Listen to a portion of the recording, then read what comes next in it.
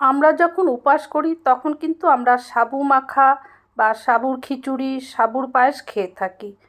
কিন্তু এই সাবুর ডেজার্টটা একবার খেয়ে দেখুন, উপোস মনেই হবে না আর খেতেও খুব ভালো লাগবে।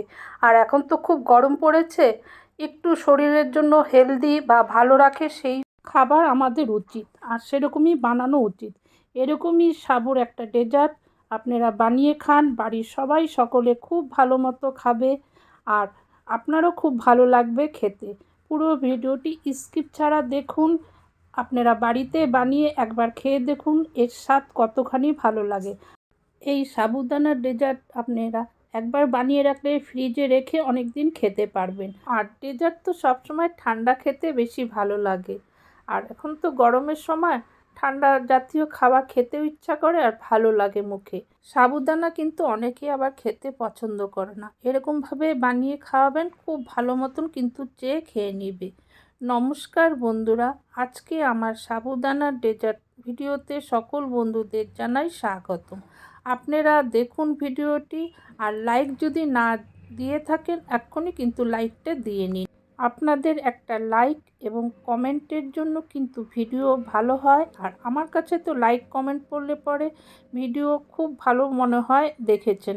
তাহলে শুরু করলাম এখন আমি রেসিপিটি। এখানে 150 গ্রাম সাবু আছে, ভালো করে ধুয়ে এটা 2 ঘন্টার জন্য আমি ভিজিয়ে রাখবো। আর গরম জলে ভিজিয়ে রাখলে পরে 1 ঘন্টার মধ্যে হয়ে যাবে। 2 ঘন্টা পর আমি ফিরে আসলাম। একটা কড়াইয়ের মধ্যে আমি কিছুটা 250 গ্রামের একটু বেশি দুধ আছে, এখানে কিছুটা এলাচ ভেঙে দিয়ে দিলাম। ভালো করে এটাকে নাড়িয়ে নিব। দুধটা আপনারা পরিমাণ মতো দিবেন, দুধ বেশি দিলে পরেও কিন্তু খেতে ভালো হবে। আর দিলাম 3 চামচ গুঁড়ো দুধ, এর মধ্যে দিয়ে দিলাম গরম দুধটা ভালো করে গুলিয়ে নেবার জন্য। ভালো করে এটাকে গুলিয়ে রেখে দিব এক পাশে। আর ছ্যাঁকড়া ছ্যাঁকড়া যাতে না হয় সেদিকে কিন্তু ভালো করে খেয়াল রাখবেন। খুব ভালো করে এটাকে গুলিয়ে রেখে এখন আমি দুধটাকে আবার একটু ভালো করে নাড়িয়ে নিচ্ছি। দেখছি হ্যাঁ, দুধটা ঠিক মতন ভালো মতন জাল হয়ে গেছে। এখন আমি সাবুদানা যেটা ভিজিয়ে রেখেছিলাম সেটা দিয়ে দিলাম। সাবুদানা কিন্তু দিয়ে খুব অনবরত নাড়াতে হবে, সাবুদানা সহজেই নিচে লেগে যায়, তাই অনবরত কিন্তু নাড়িয়ে যেতে হবে। আর আস্তে আস্তে এটা শুকিয়ে যাবে। আর গ্যাসের আঁচটা কিন্তু একদম লো করে দিতে হবে। তাড়াতাড়ি করলে পরে কিন্তু সাবুদানা ভালো মতন খেতেও হবে না, আর দানা দানা থাকবে এবং শক্ত থাকবে। তাই সাবুদানা যাতে সেদ্ধ হয় আবার না গলে যায় সেদিকেও কিন্তু খেয়াল রেখে খুন্তি দিয়ে নাড়িয়ে যেতে হবে। আর সাবুদানা খুব সহজে নিচে লেগে যায় আর খুব তাড়াতাড়ি কিন্তু হয়ে যায়। এর আগে আমি সাবুদানার অনেক রেসিপি আমার চ্যানেলে দিয়েছি, আপনাদের যদি প্রয়োজন হয় দেখে নিতে পারেন। এখন স্বাদ অনুযায়ী আমি চিনি দিয়ে দিচ্ছি। চিনিটা আমি দিয়েছি 5 চামচের একটু বেশি। আপনারা নিজেরা যতটুক চিনি খাবেন সেই বুঝে দিবেন, তবে বেশি মিষ্টি হলে ভালো লাগবে না। আর তাছাড়া এর মধ্যে আমি মিষ্টি জাতীয় আরও অনেক কিছু দিব, তার জন্য একটু কম দিয়েছি।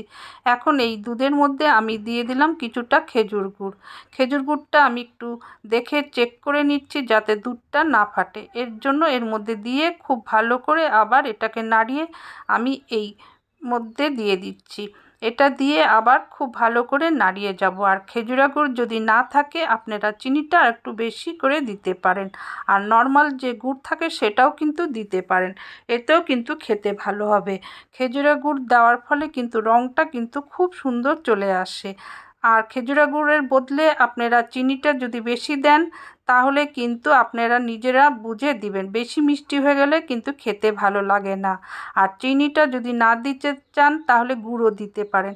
এখানে আছে কিছুটা বেদানা ছুলে রেখেছি, কাজু, কিশমিশ আর স্ট্রবেরি, এগুলো সব ছোট করে টুকরো করে রেখেছি, এগুলো এখন দিয়ে দিলাম। ঘরে যে কোনো ফল বা ড্রাই ফ্রুট থাকলেই দিলেই হলো। এখন কিন্তু আমি গ্যাসটা বন্ধ করে দিয়েছি, কারণ শেষের পথে এটা দিতে হয়। গ্যাস জ্বালিয়ে এটা দিলে পরে একদম ভালো লাগবে না। আর এদিকে আমার কিন্তু অনেকটা হয়ে গেছে, এখন ঠান্ডা করতে দিব। খুব ভালো করে তাও নাড়িয়ে যাচ্ছি। আর দেখুন কালারটাও সুন্দর এসছে, খেতে কিন্তু দুর্দান্ত হয়। আমি গ্যারান্টি সহ বলছি যে আপনারা বাড়িতে বানান, সবাই পছন্দ করবে আর আপনার কাছেও খুব ভালো লাগবে। মনে হবে না এবার থেকে এরকমভাবেই করি, সবাই যখন ভালো খাচ্ছে। ডেজার্ট তো সবসময় ঠান্ডা খেতে ভালো লাগে, তাই একটা পাত্রের মধ্যে নামিয়ে ঠান্ডা হলে ফ্রিজে রেখে যখন খেতে ইচ্ছা করবে বা খাওয়াতে ইচ্ছা করবে বার করে কিন্তু খাওয়াতে পারেন। আর গরম গরম সেরকম কিন্তু ভালো লাগে না, আর এখন গরমের দিনে সবসময় ঠান্ডা খাবার খেতে ইচ্ছা করে, তাই এটি বানিয়ে আপনি কিন্তু রেখে সবাইকে খাওয়াতে পারবেন। আমি এই পাত্রের মধ্যে নামিয়ে রাখছি, যখন ঠান্ডা হয়ে যাবে তারপর আমি ফ্রিজে রেখে দিব, যখন ইচ্ছা খেতে পারবো এবং যার খেতে ইচ্ছা করবে আমি বার করে তাদের দিতে পারবো। আগামীতে আরও ভালো ডেজার্ট নিয়ে আমি চলে আসব। আপনাদের সাপোর্টে এতদূর এগিয়েছি, আগামীতে আরও যেন ভালো এগিয়ে যেতে পারি আপনারা কিন্তু আমার কাছে বা আমার সাথে থাকবেন। আশা করি আপনাদের কোনো রেসিপি জানতে ইচ্ছা করলে আপনারা কমেন্ট বক্সে কমেন্ট করে দেবেন।